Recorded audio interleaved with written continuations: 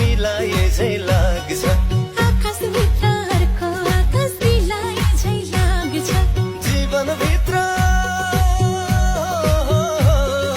जीवनभित्र अर्को नयाँ जीवन भेटियो त्यसैले त जिन्दगीको बाटै